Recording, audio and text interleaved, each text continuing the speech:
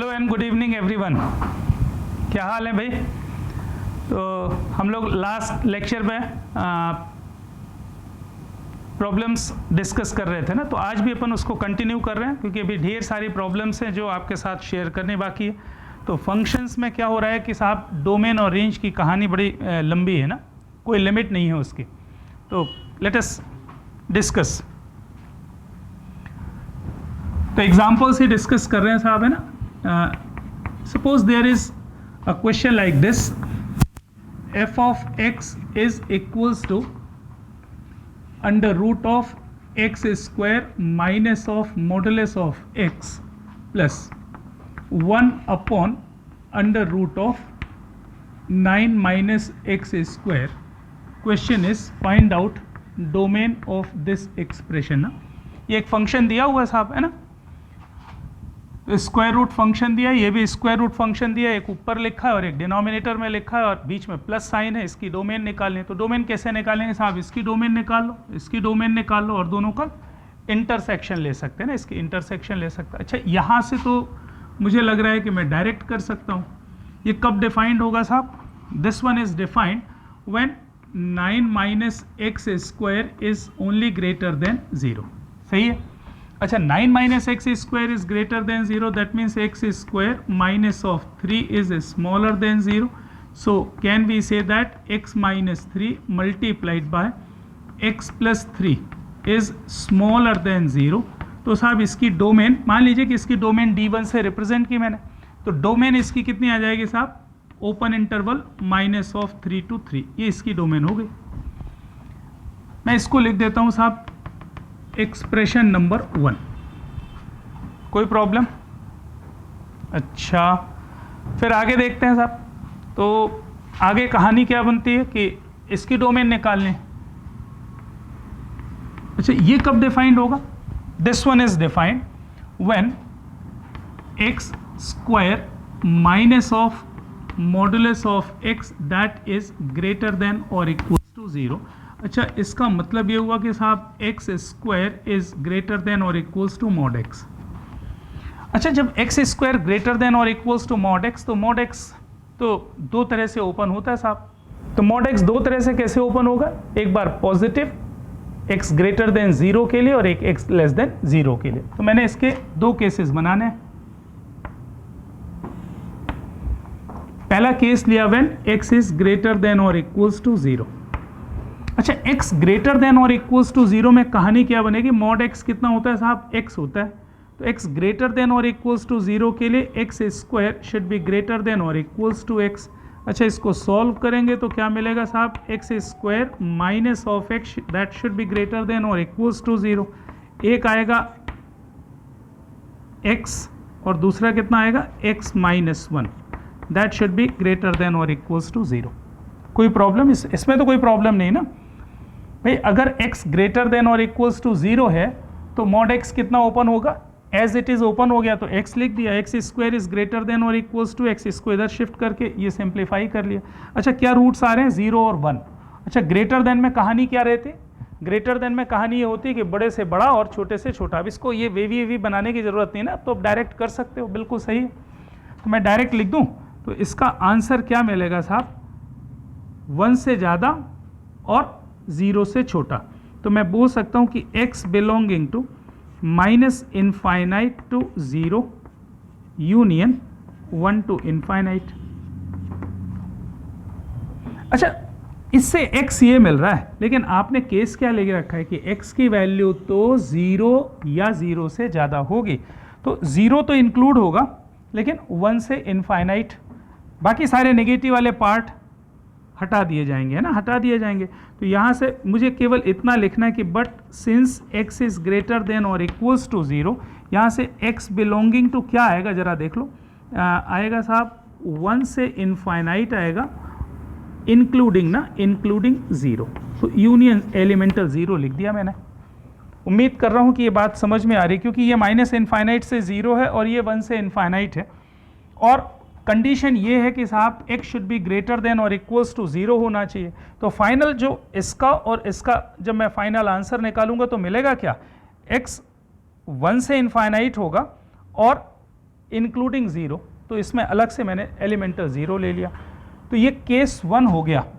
दूसरा केस मैं क्या ले सकता हूँ कि x should be smaller than 0।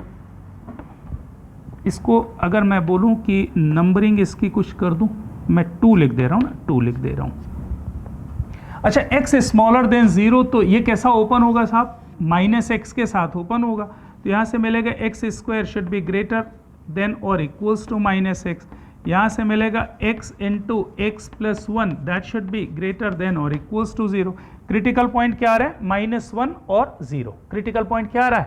-1 और 0।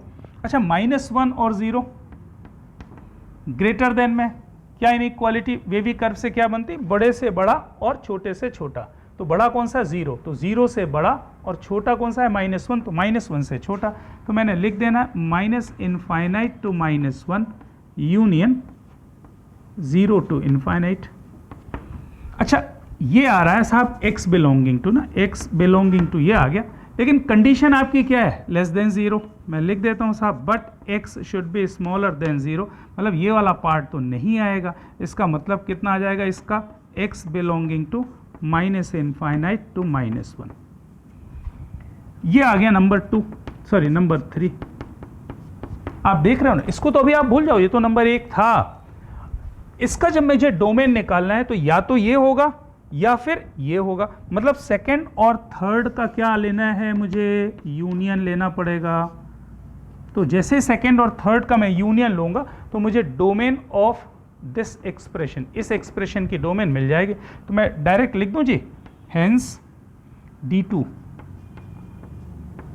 Domain of the second expression. मतलब इस एक्सप्रेशन की डोमेन कितनी आ रही? Second union third. ये तो समझ में आता है ना, ये बीच में और लगा हुआ है। इसके बाद मैंने 2 केसेस बनाए, या तो ये या फिर ये। तो या तो ये या फिर ये। तो D2 कितना आ जाएगा? सेकेंड का यूनियन लेना है, किसके साथ? थर्ड के साथ। अच्छा, जरा आपको दिख ही रहा होगा कि इसका और इसका यूनियन लोगे तो क्या आएगा? -∞ से -1 यूनियन 1 से इनफाइनाइट, एलिमेंटल 0 साथ में आएगा। दोनों का यूनियन लोगे तो D2 फाइनली कितना आ गया? D2 इज इक्वल्स टू जो मिल रहा है वो मिल रहा है -∞ to -1 union 1 to infinite union elemental 0। इस वाले को जो है ना वो नंबरिंग भी मैंने कर दी, नंबर 4 लिख दिया। तो साहब इसका डोमेन आ रहा है ये, इस एक्सप्रेशन का डोमेन आ रहा है ये। तो फाइनल आंसर क्या होगा? D1 और D2 का क्या? इंटरसेक्शन। सो हेंस फाइनली ना, फाइनली मैं अलग से लिख देता हूँ। तो hence required domain of the function ना DF इज इक्वल्स टू कितना हो जाएगा? D1 intersection D2। अच्छा, D1 इंटरसेक्शन D2 मतलब कितना? -3 से 3 ये ओपन। इंटरसेक्शन किसके साथ लेना है साहब? -∞ से -1 यूनियन 1 से इनफाइनाइट इंक्लूडिंग 0। इस पार्ट और इस पार्ट का इंटरसेक्शन लेना है। इंटरसेक्शन दिख गया होगा मुझे लग रहा है, ना दिखे तो मैंने आपको बता दिया। देखो मुझे दिख रहा है ना, ये -3, तो ये -3 से 3 के बीच में, तो -3 से -1 चला जाएगा। फिर 1 से इनफाइनाइट है तो 1 से कहाँ चला जाएगा? 3 चला जाएगा, और इसके बीच में 0 तो रहेगा ही रहेगा, तो इंक्लूडिंग 0। तो फाइनली जो इंटरसेक्शन दिख रहा है ना, इंटरसेक्शन क्या दिख रहा है साहब? -3 से -1 क्लोज्ड यूनियन 1 से इनफाइनाइट, सॉरी 1 से 3 तक जाएगा क्योंकि -3 से 3। अच्छा, -3 से 3 के बीच में 0 भी है और यहाँ पर भी 0 है, तो इंटरसेक्शन में भी 0 आएगा। तो यूनियन एलिमेंटल 0। मैंने आपसे ये रिक्वेस्ट पहले भी की थी और फिर से एक बार याद दिला रहा हूँ और फिर से एक बार बता भी रहा हूँ ना कि whenever you want to take the intersection, और कभी कोई प्रॉब्लम आपको दिख जाए ना, तो आप हमेशा एक के नीचे एक नंबर लाइन बना लीजिए और कॉमन पार्ट आपको दिख जाने वाला है। तो हमको तो ऐसे दिख रहा है, वो थोड़ी सी प्रैक्टिस से आपको भी दिखने लगेगा, लेकिन अभी एक बार बना लेते हैं ना। देखो ये पहला वाला बना रहा हूँ, -3 से 3, तो ये मैंने कहीं पर -3 लिया, ये कहीं पर मैंने 3 लिया, और ये ओपन है साहब, है ना, ओपन। ये मैंने इसको बोल्ड बना दिया, कोई परेशानी नहीं। अच्छा, फिर नेक्स्ट उसके नीचे बना दिया।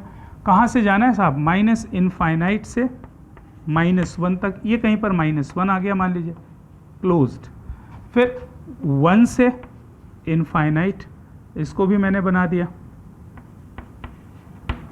इंक्लूडिंग 0, यहाँ कहीं पर भी 0 है। तो आपका ये सेगमेंट है कॉमन पार्ट, इसका ये वाला चाहिए और बीच में एलिमेंटल ये भी चाहिए। अब मुझे जल्दी से देख के बताओ कि कॉमन पार्ट क्या दिख रहा है? -3 ओपन से -1 क्लोज्ड, ये वाला पार्ट, 1 से 3 ये वाला पार्ट, और साथ में 0 इसमें भी है और 0 इसमें भी है। तो आपको दिख गया ना साहब, -3 open to -1 close, union 1 close to open 3, union elemental 0, and that will be your final domain. अच्छा, ये जो मैंने सॉल्व किया ना, ये वाला जो पार्ट मैंने सॉल्व किया है, इसको अपन ग्राफिकली भी देख सकते हैं ना, ग्राफिकली भी देख सकते हैं। अच्छा, अगर ये आपको पूरी तरह समझ में आ गया हो तो मैं इसको रब कर दूं, जल्दी से मिटा देता हूं, फिर आगे बढ़ते हैं ना, प्लीज।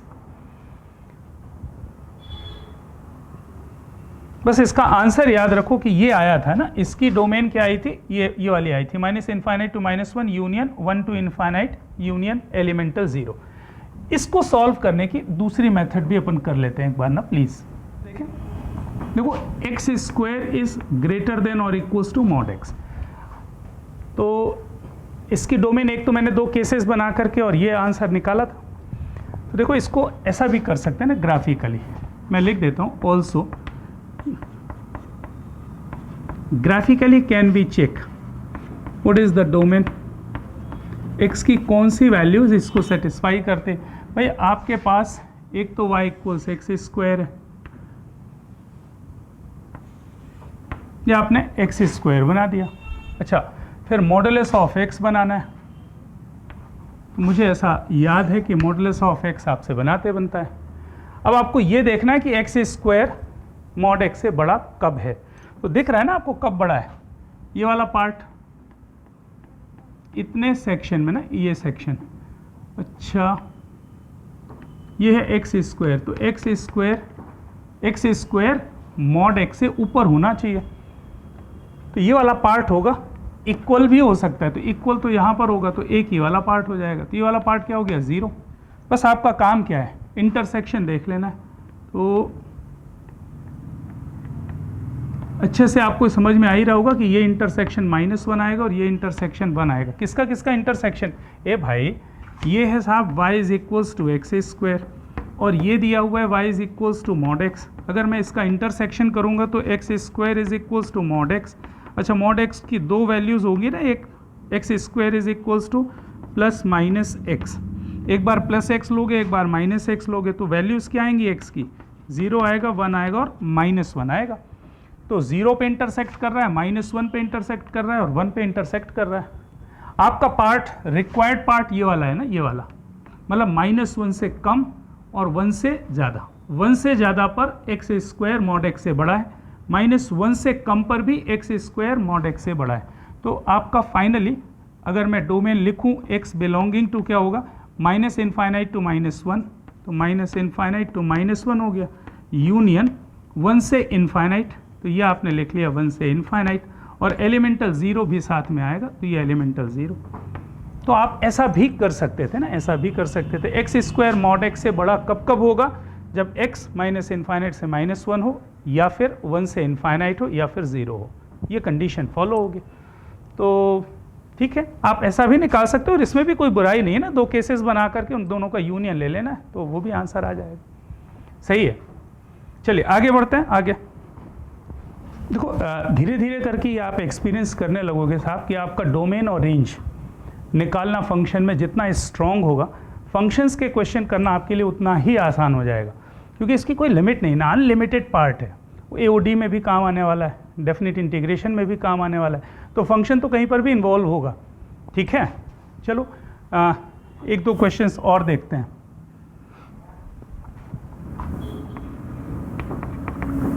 एक क्वेश्चन साहब ऐसा दिया है कि f of x that is equals to cos of 2x under root है plus under root of 16 minus x square. अच्छा, फिर से क्या बोल रहा है, डोमेन ऑफ द फंक्शन,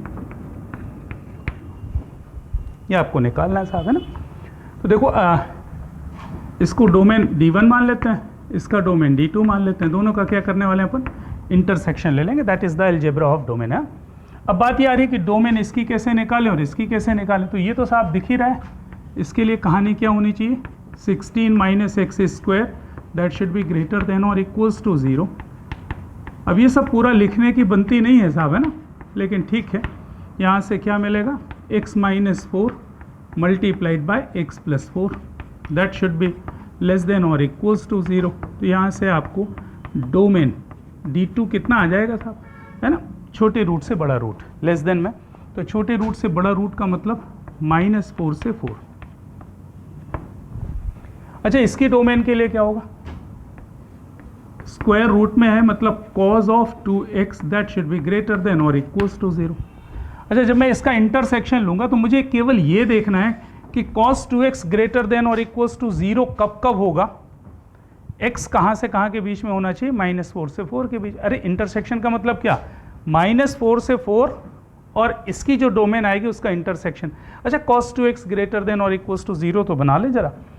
तो अच्छा, cos 2x का ग्राफ बनाना है, वैसे अभी अगर आगे अपन चलेंगे तो ट्रांसफॉर्मेशन ऑफ ग्राफ्स अपन सीखेंगे, लेकिन अभी बड़ा कॉमन सेंस अपन लगा सकते हैं। जैसे cos x का ग्राफ बनाते हैं, तो cos x का ग्राफ तो आपसे बनाते बनता है, फिर cos 2x का ग्राफ बनाना है तो क्या हुआ, जितने आर्ग्यूमेंट्स दिख रहे हैं ना, -π/2, π/2, पाई, 3π/2, सब में डिवाइड बाई 2 कर दीजिए। cos 3x का करना है तो डिवाइडेड बाई 3 कर दीजिए, बस वो ग्राफ हो जाता है। देख लेते हैं कि cos 2x का ग्राफ बनाने के लिए हम लोगों ने ये डिसाइड किया था ना, ये डिसाइड किया था कि हम लोग cos x का ग्राफ कैसे बनाते हैं ना, cos x का ग्राफ।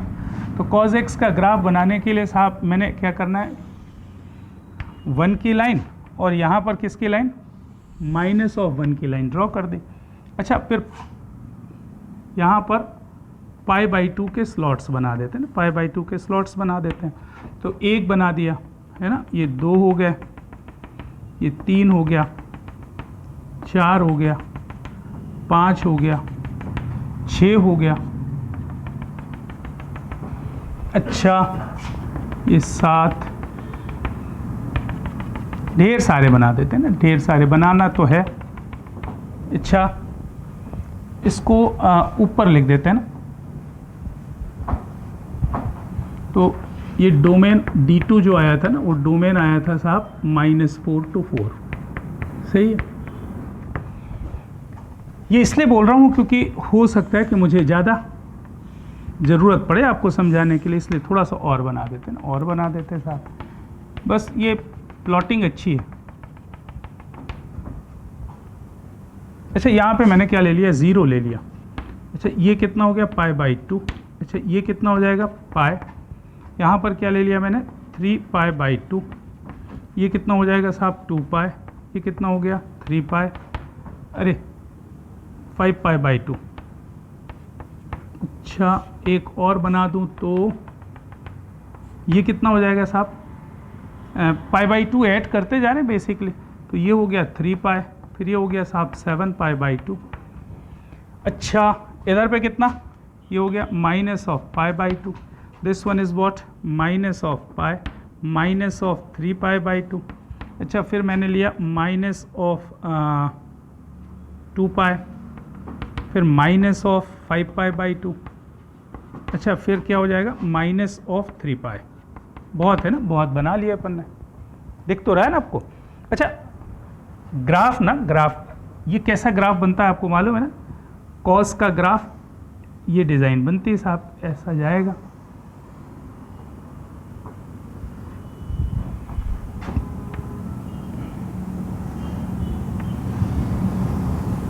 अच्छा, जल्दी से आप समझ पा रहे हो तो बताओ, ये किसका ग्राफ मैंने बना दिया साहब, cos x का ग्राफ बनाया ना, cos x का। And what you want, cos 2x। तो एक्चुअली ये तो 0 ही है, ये π/2 नहीं होगा ना, यहाँ पर कितना होना चाहिए, π/4 हो जाएगा, हाफ करना है मुझे, तो ये बेसिकली π/2 है, ये कितना हो गया 3π/4 है।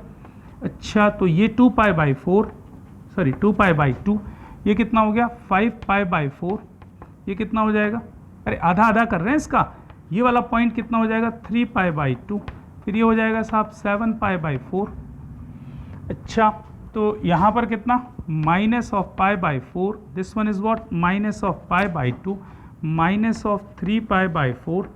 अच्छा ये कितना हो गया minus of pi, this one is minus of 5π/4 और ये हो जाएगा माइनस ऑफ 3π/4। तो ये जो पॉइंट्स लिखे हैं ये एक्चुअली ऊपर वाले नहीं हैं, नीचे वाले होंगे।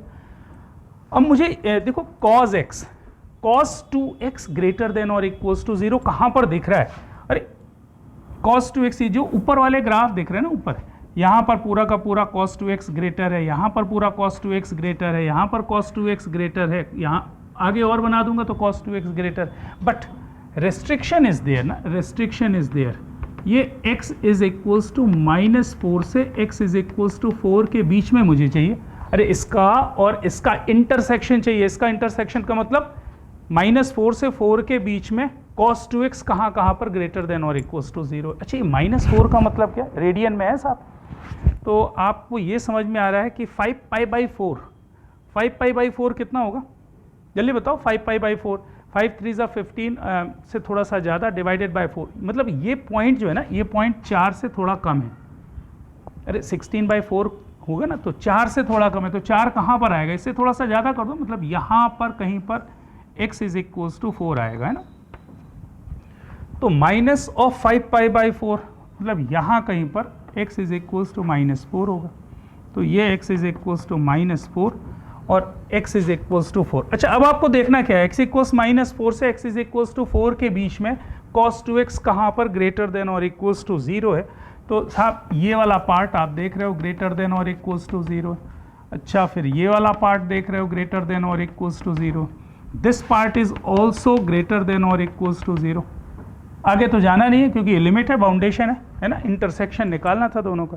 तो आपका आंसर तो दिख गया ना साहब, आपका आंसर क्या मिल गया, domain of the function is what, यहाँ से ये वाला पार्ट यूनियन ये वाला पार्ट यूनियन ये वाला पार्ट, तो यहाँ से कितना आ गया साहब माइनस ऑफ 5π/4 यूनियन, अरे -5π/4 से कितना -3π/4, तो ये क्लोज्ड चलेगा साहब, है ना, यूनियन। आगे देख यहाँ से आएगा -π/4 to π/4 और फिर यूनियन 3π/4 to 5π/4, ये आपका फाइनल आंसर आ जाएगा। तो देखो ये कॉम्बिनेशन हो गया ना, कॉम्बिनेशन हो गया, यहाँ पर आप एक्सप्रेशन डायरेक्ट एल्जेब्राइक आ गया था, यहाँ पर ट्रिग्नोमेट्रिक हो गया, तो ट्रिग्नोमेट्रिक और एल्जेब्राइक को कंबाइन कर दिया अपन ने।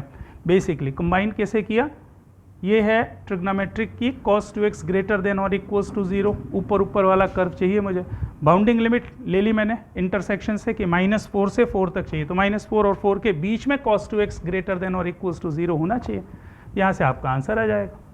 सही है ना, देख लो एक बार जल्दी से। एक और एग्जाम्पल ले रहे हैं, ऐसे ही आराम आराम से करते जाएं। f of x that is equals to 1/√4x² -1, अच्छा plus ln of x into x² -1। अच्छा साहब ये फंक्शन है, डोमेन निकालने। हाँ जी ये आसान सा दिख रहा है ना, ये आसान सा है, बहुत ही आसान। तो इसके लिए क्या करना है, इसकी डोमेन क्या मान लेंगे d1, इसकी डोमेन d2 और क्या करना है बीच में इंटरसेक्शन लेना है। सही है। अच्छा ये कब डिफाइंड होगा, 4x² -1 that should be greater then 0, तो ये 2x -1 इंटू 2x + 1 आ गया साहब, है ना, ग्रेटर देन 0 आना चाहिए। अच्छा तो ग्रेटर देन में क्या, बड़े से बड़ा छोटे से छोटा, मतलब अब ये फालतू का बेबी कर्व डिज़ाइन बनाने की ज़रूरत नहीं, अब तो सीख लिया अपन ने। तो -1/2 और +1/2 है ना, छोटा रूट -1/2 बड़ा रूट 1/2, तो डोमेन कितना हो जाएगा साहब, that is -∞ to -1/2 open union 1/2 to infinite. अच्छा साहब इसके लिए आ जाएं, ये कब डिफाइंड होने वाला है? x into x square minus 1 positive होना चाहिए। अच्छा अगर ये पॉजिटिव है सो x into x minus 1 multiplied by x plus 1 that should be greater then 0। हाँ अब 2 से ज़्यादा हो गए तो कर्व बना लें तो बेहतर है। तो क्रिटिकल पॉइंट कितना? -1 0 1। स्टैंडर्ड फॉर्म दिख रहा है, x के हर कोएफिशिएंट क्या है? पॉजिटिव। तो right most positive, then negative positive negative negative positive negative and positive. Open open open greater than ये वाला पार्ट आएगा। So what is the domain of the second part? -1 to 0 union 1 to infinite, ये आपका domain of this. अच्छा इन दोनों का क्या करना है साहब? इन दो का इंटरसेक्शन ठोक दो और क्या है। अब इंटरसेक्शन आपसे बनता है साहब, है ना, एक के नीचे एक बना ले, कोई परेशानी हो तो बात अलग। साहब f of x that is equals to what? Greatest integer of sine of x plus cos of pi upon greatest integer of x minus 1। Domain निकाल लें। तो इस बात को ध्यान में रखते हुए, इस बात को ध्यान में रखते हुए कि साहब ये जो लिखा हुआ है ना ग्रेटेस्ट इंटीजर है, तो इसकी डोमेन निकालो, इसकी डोमेन निकालो। अच्छा साइन एक्स ग्रेटेस्ट इंटीजर के अंदर है, तो ये तो किसी भी एक्स के लिए डिफाइंड होगा ना। मान लीजिए कि इसको मैं d1 बोल देता हूँ, तो d1 इज व्हाट? r। इसकी डोमेन तो ऑल द रियल नंबर्स आएगी because it is defined for all, किसी के लिए भी नॉट डिफाइंड नहीं होगा। अच्छा ये इसके लिए भाई ग्रेटेस्ट इंटीजर नीचे लिखा हुआ है ना, ग्रेटेस्ट इंटीजर नीचे लिखा हुआ, ये कब डिफाइंड नहीं होगा जल्दी से बताओ भाई। ये तो दिख रहा है ना कि कब डिफाइंड नहीं होगा। ये नॉट डिफाइंड होगा, ये नॉट डिफाइंड होगा व्हेन क्या हो? Modulus of x minus sorry greatest integer of x minus 1 0 हो। अच्छा ग्रेटेस्ट इंटीजर ऑफ x 0 कब होता है साहब? When x minus 1 is smaller than 1 greater than और इक्वल्स टू 0। अच्छा इसका मतलब क्या हुआ कि x is smaller than 2 greater than और इक्वल्स टू 1। मतलब x belonging to closed interval 1 to open interval 2 के लिए ये फंक्शन डिफाइंड नहीं है। तो अगर मैं इसकी डोमेन को d2 बोलूं तो d2 कितना होगा साहब? All the real numbers accept 1 to 2। ये डोमेन सेकेंड का, ये डोमेन फर्स्ट का, दोनों का क्या करना है साहब? आपको इंटरसेक्शन ठोक देना है। इंटरसेक्शन क्या होगा? अरे ये बड़ा है ये छोटा है, तो इंटरसेक्शन करने पर फाइनली डी कितना आएगा? यही आ जाएगा छोटा वाला। तो R except closed interval 1 to 2, ये इसकी डोमेन हो जाएगी। कोई दिक्कत नहीं ना, बढ़िया है। चलो और देखते हैं। और इक्वेशन कुछ ऐसा लिखा हुआ है, f of x is equals to 1 plus x minus greatest integer of x minus 7। Okay ये क्वेश्चन है 1 plus x minus greatest integer of x minus 7। इसकी क्या निकालनी है साहब? इसकी रेंज निकालनी है। मान लीजिए इसकी this time we want to find range. अरे डोमेन तो दिख ही रही है साहब, किसी भी x के लिए डिफाइंड है।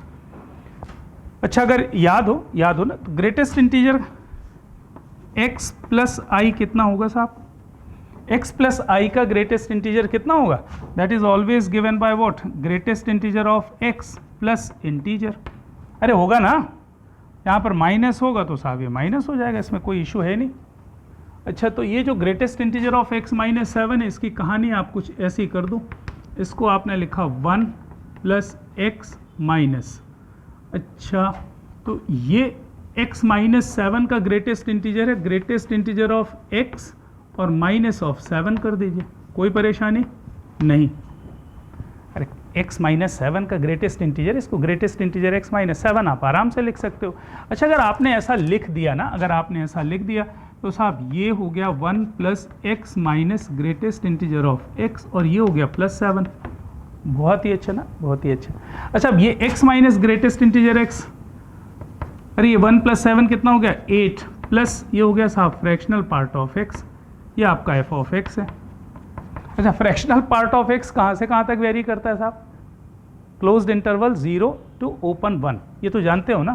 तो मैंने लिख देना साहब ये 8 होगा प्लस ओपन क्लोज्ड 1, अरे क्लोज्ड 0 टू ओपन 1।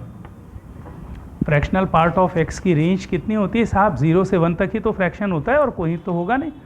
अच्छा, तो 8 प्लस 0 किया तो कितना आ गया? 8 आ गया, और 8 प्लस 1 किया तो 9 आ गया। इधर पे कितना? क्लोज, और इधर पे ओपन। ये साहब फंक्शन ऑफ x यहाँ से यहाँ तक वेरी करेगा, ये इसकी रेंज हो गई साहब। तो range of the function varies from closed interval 8 to 9।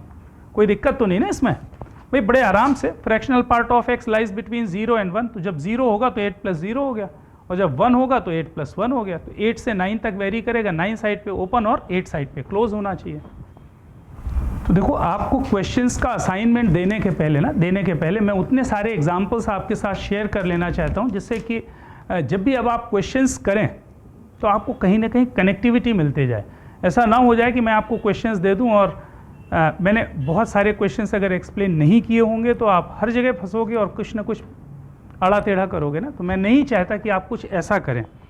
तो देखते हैं और क्या क्या क्वेश्चंस बनते हैं साहब। f of x is equals to 7 minus x p x minus 3। अच्छा, इसमें आपसे रेंज पूछिए ना, रेंज पूछिए साहब। और जहाँ तक मुझे याद आ रहा है कि ये क्वेश्चन देख लिया ना, f x is equals to 7 minus x p x minus 3, you have to find what? Range of the function. तो मुझे जो याद आ रहा है इस क्वेश्चन के बारे में वो ये है कि 2004-5 मतलब काफ़ी पहले कभी जेई में पूछा गया है। अच्छा, ये बेसिकली लिखा क्या है ना, NPR लिखा है। NPR के बारे में क्या क्या चीज़ें जानते हो? इसकी मीनिंग समझ में आती है ना? Number of permutations of n dissimilar things by taking r things at a time.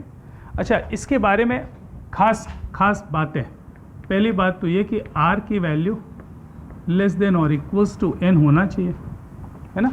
अच्छा, दूसरी और क्या बात अपन जानते थे कि r की value should be greater than और इक्वल्स टू 0, और n की वैल्यू भी ग्रेटर देन और इक्वल्स टू 0 होनी चाहिए।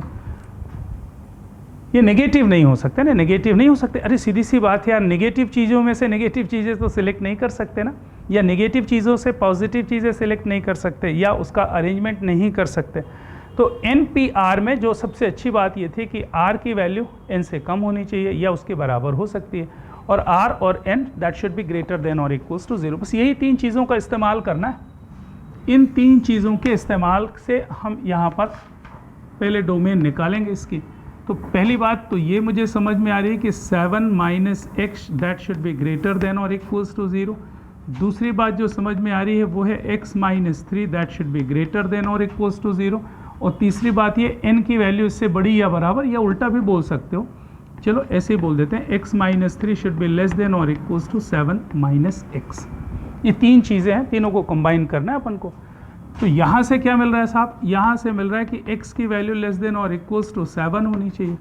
अच्छा, यहाँ से मालूम हो रहा है कि x की वैल्यू 3 या 3 से ज़्यादा होनी चाहिए, और ये 2x और ये 10, यहाँ से मिल रहा है x की वैल्यू 5 या 5 से कम होनी चाहिए।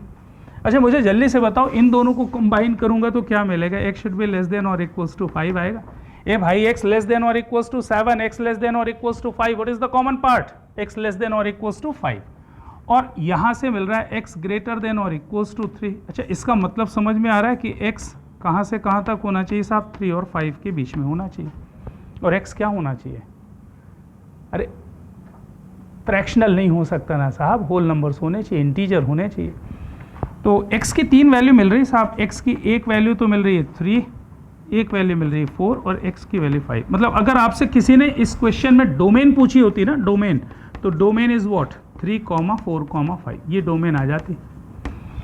This particular expression is valid only when x is either 3 और 4 और 5। सही है। अच्छा, और मुझे निकालना क्या है साहब? रेंज निकालनी। तो रेंज है क्या बेसिकली? अरे फंक्शन की वैल्यू है, x की वैल्यू रखते जाओ, फंक्शन की वैल्यू मिल जाएगी यार। हाँ जी, तो रेंज निकालना है ना, रेंज। तो range is what, 3 values, x की जगह 3 रखिए तो 7 - 3 4 p0, तो एक तो हो गया साहब 4p0। अच्छा फिर 4 रखिए तो 3p1, एक एलिमेंट आएगा साहब 3p1, और फिर 5 रखिए तो 2p2।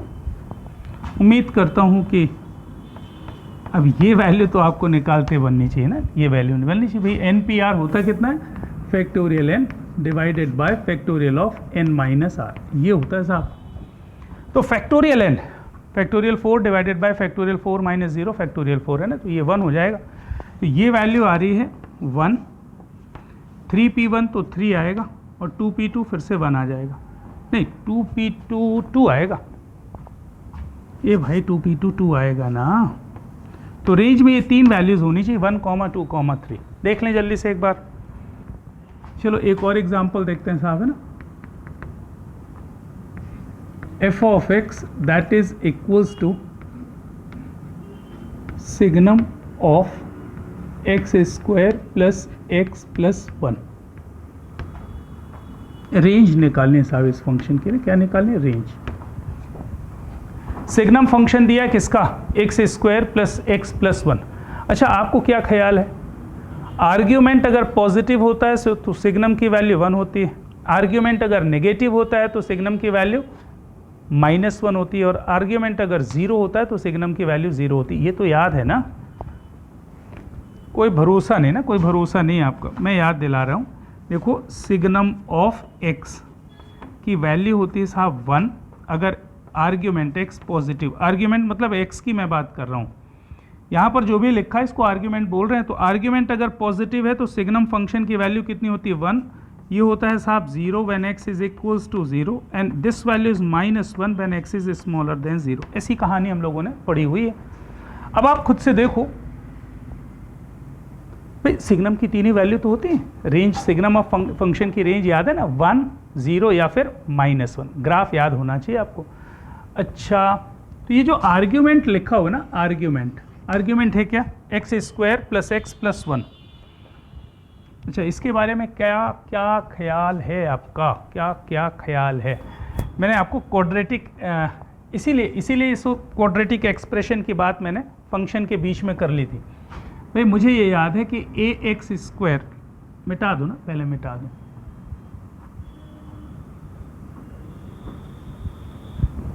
मुझे अच्छे से याद है कि मैंने आपको ये बात की थी कि ax² plus bx plus c कोई भी एक्सप्रेशन है ये पॉजिटिव होगा। कब होगा ये पॉजिटिव, जरा याद करके बताओ तो।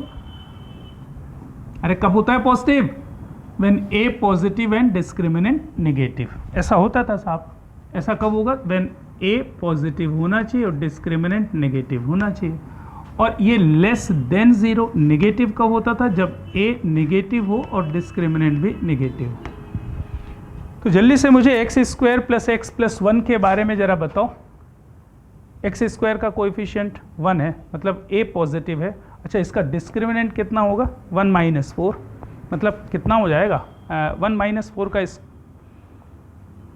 डिस्क्रिमिनेंट क्या बोलता है, b² - 4ac ना। तो ये 1 - 4ac करोगे तो 1 - 4 नेगेटिव आएगा। तो क्लियरली मुझे ये समझ में आ रहा है कि साहब x² प्लस एक्स प्लस 1 हमेशा पॉजिटिव होगा। पॉजिटिव क्यों होगा, मैं लिख देता हूँ, बिकॉज a पॉजिटिव है, डिस्क्रिमिनेंट नेगेटिव है। इसका मतलब ये हुआ कि मुझे जो वैल्यू निकालनी है, signum of any positive number निकालनी है।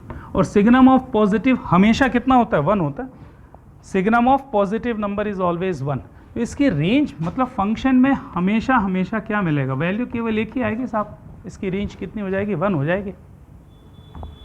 अरे होगा कि नहीं, होगा साहब, होगा ना। रेंज इसकी हमेशा क्या आएगी, 1 आएगी। क्यों आएगी, क्योंकि ये वैल्यू हमेशा क्या आएगी, positive.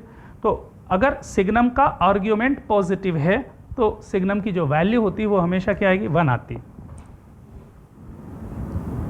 f of x that is equals to greatest integer of sine of fractional part of x। अच्छा इसकी डोमेन भी निकाल लें, इसकी रेंज भी निकालनी ना, दोनों चीज़ें निकालनी। डोमेन तो साफ साफ दिख रही है साहब। अच्छा ये जल्दी से एक बात समझ लें पहले, जैसे ये डायग्राम इस टाइप से कुछ बना हुआ ना कि स्क्वायर ब्रैकेट बना है फिर करली ब्रैकेट बना है, तो आप हमेशा अपने दिमाग में ये ना रखें कि साहब ये ग्रेटेस्ट इंटीजर फंक्शन ही दिया हुआ और फ्रैक्शनल ही दिया हुआ, जब तक कि वो मेंशन ना करे ना। एग्जाम में वो मेंशन होगा, ऐसा कुछ लिखा होगा ना, ऐसा कुछ लिखा होगा कि where this one represents fractional part and this one represents greatest integer, ऐसा लिखा हुआ मिलेगा तब अपन मानेंगे कि साहब वो फ्रैक्शनल है। अच्छा मुझे ये समझ में आ रहा है कि इसका आउटपुट निकालना है ना, आउटपुट, तो उसको रेंज बोलेंगे। और इनपुट में अपन क्या क्या दे सकते हैं भाई, फ्रैक्शनल पार्ट ऑफ एक्स है, तो इसको डिफाइन करने के लिए तो एक्स की कोई भी वैल्यू आप रखोगे ना, एक्स की कोई भी वैल्यू आप रखोगे तो fractional part of x defined है। और साइन उसके लिए हमेशा डिफाइंड है क्योंकि उसकी डोमेन क्या होती है, रियल नंबर होती है। और ग्रेटेस्ट इंटीजर भी हमेशा डिफाइंड है एक्स की किसी भी रियल नंबर के लिए। मतलब कुल मिलाकर के ये बात समझ में आ रही है कि साहब इसकी डोमेन में तो कोई कहानी है नहीं, इसकी डोमेन कितनी हो जाएगी, ऑल रियल नंबर्स, है ना, ये इसमें तो कोई शक की बात नहीं। अच्छा रेंज की कहानी क्या है, ऐसा कुछ कर लेते हैं कि पहले तो फ्रैक्शनल पार्ट ऑफ एक्स की रेंज निकाल लें।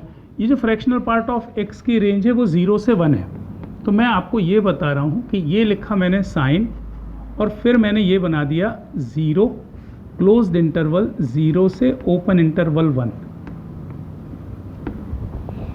अच्छा साइन ऑफ 0 से 1 इसका मतलब समझ रहे हो क्या है, साइन ऑफ 0 से 1। अच्छा ये 1 का मतलब क्या हुआ, 57 डिग्रीज, क्या है 57 डिग्रीज। अच्छा तो साइन ऑफ 57 डिग्रीज जो होगी वो, ये भाई ये बात समझ में आ रही है ना, ये क्या लिखा है, इसका मतलब क्या हुआ कि मुझे ये मिल रहा है साइन ऑफ 0 से लेकर के साइन ऑफ 1 ओपन और ये क्लोज। तो साइन ऑफ 0 तो हमेशा 0 होता है और साइन ऑफ 1 मतलब साइन ऑफ 57 डिग्रीज के आसपास। अच्छा साइन ऑफ 57 डिग्रीज के आसपास बोले तो 60 डिग्री ले लो यार। अच्छा साइन ऑफ 60 डिग्री बोले तो √3/2 के आसपास। अच्छा √3/2 बोले तो 0.866 मतलब 0.866 के आसपास, तो 0.867 मैंने लिख दिया। अब ये मुझे बताओ, इसका मुझे ग्रेटेस्ट इंटीजर लेना है, साइन ऑफ 0 to 1 का वेरिएशन और उसका ग्रेटेस्ट इंटीजर। तो यार साइन 0 से लेकर के, ये तो 1 से कम नंबर है, तो 0 से 1 के बीच में अगर कुछ भी होगा तो उसका ग्रेटेस्ट इंटीजर क्या होगा, 0 ही होगा। तो मैं डायरेक्ट इसको लिख सकता हूँ क्या, इसकी वैल्यू 0। इसका मतलब क्या हुआ कि रेंज ऑफ फंक्शन केवल और केवल क्या आएगा, 0 ही आएगा साहब। फिर से समझा दूँ एक बार, बहुत ही अच्छे ना, बहुत ही अच्छे। ऐसा समझो ये साइन है, इसका रेंज अपन ने देख लिया ना, फ्रैक्शनल पार्ट का रेंज कितना, 0 से 1। अच्छा साइन ऑफ 0 से 1 के बीच की वैल्यू, तो साइन ऑफ 0 तो 0 होता है और साइन ऑफ 1 मतलब साइन ऑफ करीब 1 का मतलब कितना हो गया, 1 रेडियन का मतलब नियरली 57 डिग्री के आसपास होता है। तो साइन ऑफ 1 का मतलब साइन ऑफ 57 डिग्रीज। अच्छा 57 डिग्रीज 60 डिग्रीज से तो कुछ कम ही होगा, मैंने 60 डिग्रीज के आसपास ले लिया उसको, और साइन ऑफ 60 डिग्रीज की वैल्यू 0.86 हो गई। तो जो साइन इसके अंदर जो एक्सप्रेशन इनपुट में मिलेगा वो क्या मिलेगा, 0 से लेकर के 0.867 तक मिलेगा। उसका ग्रेटेस्ट इंटीजर निकालना है साहब, तो उसका ग्रेटेस्ट इंटीजर भाई 0 से लेकर के 0.867 के बीच का जो ग्रेटेस्ट इंटीजर होगा वो हमेशा कितना होगा, 0 ही होता है। मुझे तो ऐसा बनता है कि साहब 0 से 1 के बीच में कुछ भी आप लोगे तो उसका ग्रेटेस्ट इंटीजर हमेशा क्या आता है, 0 आता है। तो range of the function is always what, 0। अच्छा एक और क्वेश्चन बना लेते हैं, ना, जैसे मान लीजिए कि f ऑफ x लिखा है और ये लिखा है साहब ग्रेटेस्ट इंटीजर ऑफ x और इसका ये फ्रैक्शनल पार्ट और इसका रेंज पूछ रहा है ना, रेंज ऑफ दिस फंक्शन। अच्छा ये बताओ, इनपुट में x में मैं कुछ भी डालूंगा तो ग्रेटेस्ट इंटीजर x हमेशा क्या आएगा, इंटीजर ही आएगा ना, इंटीजर ही आएगा। मतलब मुझे फ्रैक्शनल पार्ट ऑफ इंटीजर निकालना है। अरे फ्रैक्शनल पार्ट ऑफ इंटीजर निकाल। अच्छा फ्रैक्शनल पार्ट ऑफ इंटीजर तो हमेशा क्या आएगा, 0 ही आएगा भाई, इंटीजर का फ्रैक्शनल पार्ट तो 0 होता है। तो range of the this function is always what, 0। जैसे मान लीजिए कि एक एग्जाम्पल कुछ ऐसे मिला कि साहब f ऑफ x दिया है, that is equals to signum of cos x, ऐसा दिया और आपसे बोल रहा है साहब रेंज ऑफ द फंक्शन बताओ। तो पहले तो मैंने ये देखा कि सिग्नम ऑफ कॉज x ना, सिग्नम ऑफ कॉज x, तो मुझे ये समझ में आ रहा है कि कॉज x कहाँ से कहाँ तक वेरी करता है, -1 से 1 के बीच में वेरी करता है। अरे कॉज x कहाँ से कहाँ तक के बीच में वेरी करेगा, -1 से 1 के बीच में। अच्छा -1 से 1 के बीच में कॉज x वेरी कर रहा है, तो कभी वो -1 से 0 के बीच में होगा, कभी वो 0 होगा, कभी वो 1 होगा। दैट मीन्स सिग्नम के इनपुट में मुझे क्या क्या चीज़ें मिलेगी, सिग्नम पॉजिटिव भी मिलेगा, इनपुट में 0 भी मिलेगा और नेगेटिव भी मिलेगा। और सिग्नम अगर पॉजिटिव के लिए चाहिए तो कितना आएगा 1, 0 के लिए कितना 0 और नेगेटिव के लिए कितना -1। इसका मतलब उसकी रेंज में ये तीनों ही वैल्यूज़ मिलेगी, -1, 0 और 1।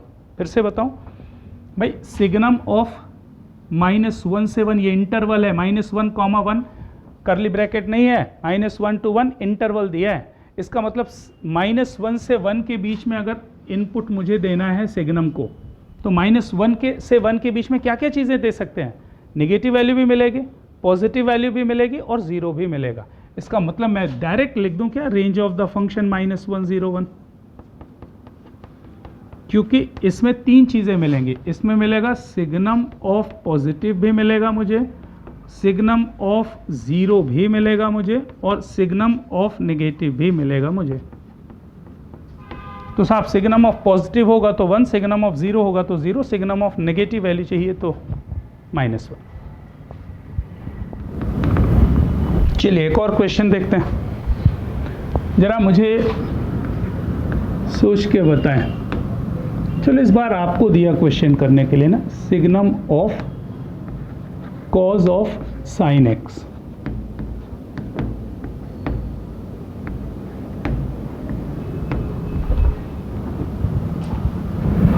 इस क्वेश्चन की डोमेन निकालनी ना, domain is what, all the real numbers. मेरा क्वेश्चन सही वाला ये होना चाहिए कि साहब इस क्वेश्चन की रेंज बताओ ना। देखो रेंज अपन ऐसा सीखते हैं ना, रेंज ऐसा सीखते, देखो साइन x की रेंज कितनी, -1 से 1। तो मैंने किया क्या ना, मैंने किया क्या, बेसिकली ये लिखा सिग्नम और अंदर क्या बनाया, कॉज।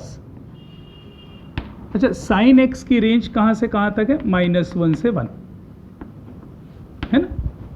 अच्छा कॉज ऑफ -1 से 1 का मतलब क्या हुआ, कॉज ऑफ -57 से कॉज ऑफ 57। ये बात समझ में आ रही है, कॉज ऑफ -57 से लेकर के डिग्रीज में अगर मैं बोलूं, cause of 57 degrees, cause of -57 से लेकर के कॉज ऑफ 57। अच्छा कॉज -57 और कॉज 57, -57 से 57 जाओगे मतलब फोर्थ क्वाड्रेंट से फर्स्ट क्वाड्रेंट में जाओगे और दोनों ही जगह कोसाइन हमेशा क्या होता है, पॉजिटिव होता है। इसका मतलब क्या हुआ कि ये जो पूरी की पूरी वैल्यू है ना, ये क्या आ जाएगी, पॉजिटिव हो जाएगी। इसका मतलब मुझे जो मिल रहा है, सिग्नम ऑफ पॉजिटिव नंबर निकालना है और सिग्नम ऑफ पॉजिटिव हमेशा कितना होता है, 1 होता है। तो रेंज ऑफ द फंक्शन इसकी कितनी हो जाएगी साहब, 1 हो जाएगी। बिल्कुल सही किया है श्रेयस भैया, बिल्कुल सही है। तो साहब सिग्नम फंक्शन की रेंज निकाल, ये बात तो समझ में आ रही है ना, कॉज -57 से 57। ऐसे अगर ना समझ में आए तो आप ऐसा दिमाग में रख लें, ये साहब -90 होता है ना, माइनस ऑफ π/2 और ये कितना होता है, π/2।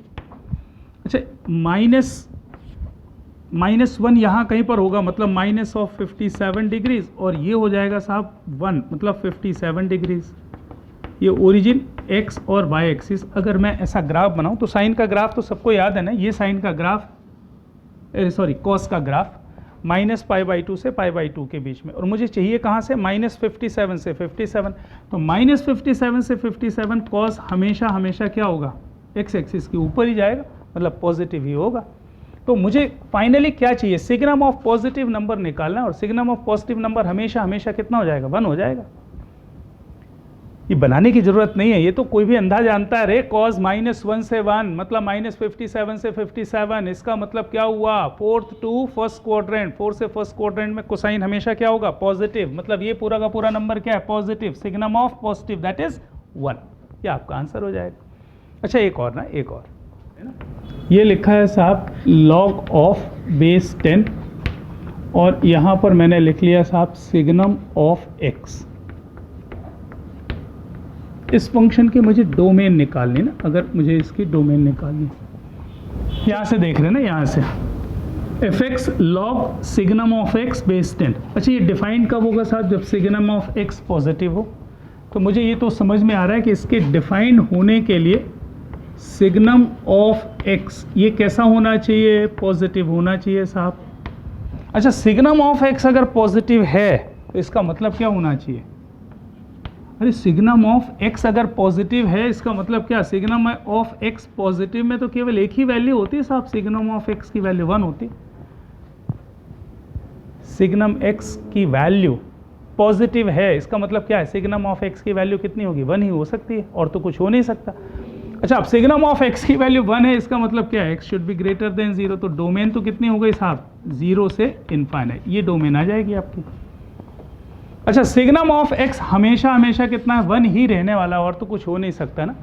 तो ये साहब 1 हो गया, तो ये फाइनली अगर आप देखो इसको तो हो जाएगा ये log ऑफ 1 विद बेस 10, ये कितना आ गया? 0 हो गया। इसका मतलब क्या हुआ? रेंज ऑफ द फंक्शन कितनी हो जाएगी? 0 हो जाएगी, एलिमेंटल 0। फंक्शन की वैल्यू रेंज में केवल और केवल एक वैल्यू होगी, and that is what? 0। Signum के क्वेश्चन होते बड़े शानदार है ना, कंटिन्यूटी, डिफरेंशिएबिलिटी, यहाँ पर भी सिग्नम बड़ा कनेक्ट करता है। Fractional part, greatest integer, logarithmic, exponential, बस यहीं पर तो घूमना है। जब भी फंक्शन की बात होगी तो बस इन्हीं सब चीज़ों की बात होगी। F of x is equals to signum of ln x square minus x plus 2। Find the range of the function. जल्दी से इसकी रेंज मुझे बताओ। देखो इसकी रेंज निकालनी ना, तो रेंज जब भी सिग्नम की बात हो ना, सिग्नम की बात हो तो बस आपके दिमाग में एक ही बात आनी चाहिए कि जो भी इनपुट में आप चीज़ दे रहे हो वो यह पॉजिटिव है कि 0 है कि नेगेटिव, बस इतनी बात दिमाग में होनी चाहिए। अगर पॉजिटिव है तो उसकी रेंज 1 होगी, नेगेटिव है तो 0 है -1 होगी, और अगर 0 है उसके इनपुट में तो वैल्यू 0 होगी। अच्छा ये बात सबको समझ में आनी चाहिए ना कि ये देखो ये जो एक्सप्रेशन लिखा हुआ है ना, ये जो एक्सप्रेशन लिखा हुआ है, ln का मतलब क्या? बेस e है। ln का मतलब क्या है? Base e। तो पहले तो मुझे ये देखना पड़ेगा कि ये जो एक्सप्रेशन है इसकी वैल्यू 0 से तो बड़ी है, कंफर्म है। कैसे मालूम? क्योंकि अगर आप देख रहे हो कि a इसमें पॉजिटिव है और डिस्क्रिमिनेंट क्या है? नेगेटिव है, इसका मतलब x square minus x plus 2 definitely positive है। अच्छा अब मुश्किल बात कहाँ पर फंसती है साहब कि ये जो ln लिखा है, ln of positive number, ln of positive number क्या केवल पॉजिटिव होता है?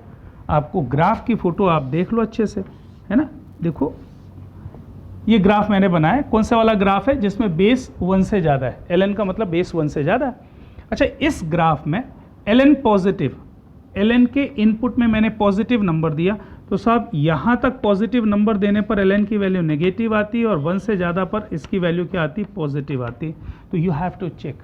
केवल इससे काम नहीं चलेगा कि आपने a पॉजिटिव और डिस्क्रिमिनेंट नेगेटिव देख लिया और बोल दिया साहब x square minus x plus 2 positive है, तो ln ऑफ पॉजिटिव में भी नेगेटिव और पॉजिटिव, ये नेगेटिव और पॉजिटिव दोनों हो सकता है। तो फिर सिग्नम ऑफ नेगेटिव और पॉजिटिव फंस जाएंगे ना, नेगेटिव और पॉजिटिव, नेगेटिव के लिए -1 और पॉजिटिव के लिए +1। तो मुझे ये कंफर्म मालूम होना चाहिए ना, मुझे ये कंफर्म मालूम होना चाहिए कि x square minus x plus 2 की रेंज कितनी है।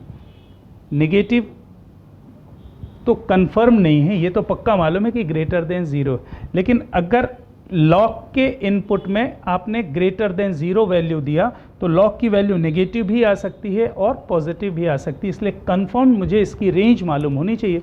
तो मैंने रेंज निकालने के लिए तो बहुत सारे तरीके हो सकते हैं ना भाई, x square minus x plus 2 इसका परफेक्ट स्क्वायर बना लो, तो x minus 1/2 whole square minus of 1/4 plus 2 हो गया। अच्छा ये हो गया साहब x माइनस 1/2 होल स्क्वायर और प्लस 4 2 8 माइनस ये 7/4, मतलब इसकी मिनिमम वैल्यू कितनी आएगी? 7/4, और मैक्सिमम वैल्यू कहाँ तक जाएगी? इनफाइनाइट तक। तो ये साहब रेंज हो गया इस एक्सप्रेशन का। अच्छा अब आप मुझे बताओ कि आपके क्वेश्चन में क्या कनेक्टिविटी बन रही है। ये हो गया साहब सिग्नम, यहाँ पर आपने लिखा है ln और अंदर जो वैल्यू आ रही है वो आ रही है 7/4 से इनफाइनाइट, ये वैल्यू आ रही, सही है। अब आपके पास बहुत अच्छी सी बात समझ में आ रही है, 7/4 यहाँ कहीं पर होगा, तो जब log के इनपुट में 7/4 से इनफाइनाइट कुछ भी दोगे तो log की वैल्यू क्या आएगी, पॉजिटिव। इसका मतलब ये पूरा का पूरा एक्सप्रेशन कंफर्म हो गया साहब कि ये पॉजिटिव है। तो ये हो गया साहब सिग्नम ऑफ पॉजिटिव, और सिग्नम ऑफ पॉजिटिव हमेशा हमेशा कितना होगा, 1 होगा। So can we say that the range of the function is 1। थोड़ा सा ध्यान रखेंगे इस बात का ना, क्योंकि मुझे अच्छे से याद है कि जब मुझे पहली बार ये क्वेश्चन मिला था कभी भी बहुत पहले, तो मैंने क्या किया कि वो क्वाड्रेटिक एक्सप्रेशन खूब पढ़ा हुआ था दिमाग में, तो जल्दी जल्दी से दिमाग में आया कि साहब ए पॉजिटिव डी नेगेटिव है, मतलब ये जो एक्सप्रेशन है पॉजिटिव है। ln ऑफ पॉजिटिव दिमाग में पता नहीं कहाँ से आ गया कि ln ऑफ पॉजिटिव पॉजिटिव होता है, जबकि ऐसा होता नहीं है। ln of positive number may be negative और पॉजिटिव, ln ऑफ पॉजिटिव है ना, 0 से 1 के बीच में अगर ln में आप कुछ भी दोगे तो वैल्यू क्या आएगी, नेगेटिव। 1 से ज़्यादा कुछ भी दोगे तो वैल्यू क्या आएगी, पॉजिटिव। तो मुझे इसकी रेंज मालूम होनी चाहिए। तो अब आपको क्लियर हो गया कि साहब इस एक्सप्रेशन की रेंज कितनी है, 7/4 से इनफाइनाइट है। तो अब ln के इनपुट में 7/4 से इनफाइनाइट के बीच में कुछ भी दोगे तो ln की वैल्यू क्या आएगी, पॉजिटिव आएगी। अब ये वैल्यू पॉजिटिव आ गई तो खत्म हो गया। Signum function of positive number हमेशा हमेशा क्या आ जाएगा, पॉजिटिव ही होगा, इसमें कोई डाउट की बात ही नहीं है। आई होप कि क्लैरिटी है आपको इस बात की, सही है। F of x is equals to what, under root of greatest integer of x minus 1 plus under root of 4 minus greatest integer of x. Find the domain of the function. चलिए, तो साहब इसकी डोमेन अपन D1 ले लेते हैं और इसकी domain क्या ले लेंगे, D2 ले लेंगे। टाइम नहीं खराब करना है, बस जल्दी जल्दी से करते बनना चाहिए ना। और दोनों का क्या करना है, अपन को इंटरसेक्शन लेना है। अब आपके पास ये बात समझ में आनी चाहिए कि greatest integer of x minus 1 should be greater than और equals to 0। What it implies, greatest integer of x is greater than और इक्वल्स टू 1। और यहाँ से आपको x की वैल्यू क्या मिलेगी, ग्रेटर देन और इक्वल्स टू 1। ये बात कर चुके हैं ना, कर चुके हैं। अच्छा, यहाँ पर आ जाओ, ये कब डिफाइंड होगा साहब, 4 minus greatest integer of x should be greater than और equals to 0। So greatest integer of x should be less than और इक्वल्स टू 4। इसका मतलब क्या होगा साहब, x should be less than 5 है ना, x should be less than 5, open interval होना चाहिए। और इन दो का इंटरसेक्शन लेना है, इसका इंटरसेक्शन लेना है मुझे। तो ग्रेटर देन और equals to 5 and less than 5। So can we say from this one that x belonging to what, closed interval 1 to 5? ये आपका आंसर हो जाएगा। अब ये सब लफड़े तो नहीं है आपके साथ, greatest integer of x is less than और इक्वल्स टू 4, तो x लेस देन 5 कैसे आ गया। याद करें, greatest integer of x is less than और equals to n, so x should be less than n plus 1। समझाना पड़ेगा क्या, नहीं समझाना पड़ेगा, समझा चुके हैं यार। हाँ, आप पुराने लेक्चर को एक बार देख लें, जब मैंने GIF आपको पढ़ाया उस समय भी मैंने एक क्वेश्चन आपको एक्सप्लेन किया था, ठीक है। तो नेक्स्ट लेक्चर में अपन इवन ऑड फंक्शन, पीरियोडिसिटी और फिर ग्राफिकल ट्रांसफॉर्मेशन की बात करेंगे। इतना कंप्लीट करने के बाद फिर आपको असाइनमेंट देते हैं और फिर आप क्वेश्चंस करें बैठ के, कोई दिक्कत नहीं होगी, ठीक है। देखो साहब, ये JEE मेन की प्रिपरेशन करना या एडवांस की प्रिपरेशन करना इस बात पे डिपेंड नहीं करता साहब कि आप पढ़ाई 10 घंटे पढ़ रहे हो कि 12 घंटे पढ़ रहे हो ना। इस बात पे डिपेंड करता है कि आपकी क्वालिटी कैसी है ना पढ़ने की। कुछ भी नहीं पढ़ते जाना है ना, हर चीज़ का एक सिस्टम बना हुआ होता है कि इसका एग्ज़ाम में ये चीज़ें आने वाली हैं, इसमें ये चीज़ें पूछी जाती हैं। तो बेहतर है कि पुराने साल के पेपर्स अगर आप ले पाओ तो उन पेपर्स की हेल्प से आपको गाइडेंस मिलता जाएगा, ठीक है। नेक्स्ट लेक्चर में मिलते हैं with some more articles and new problems. Tata.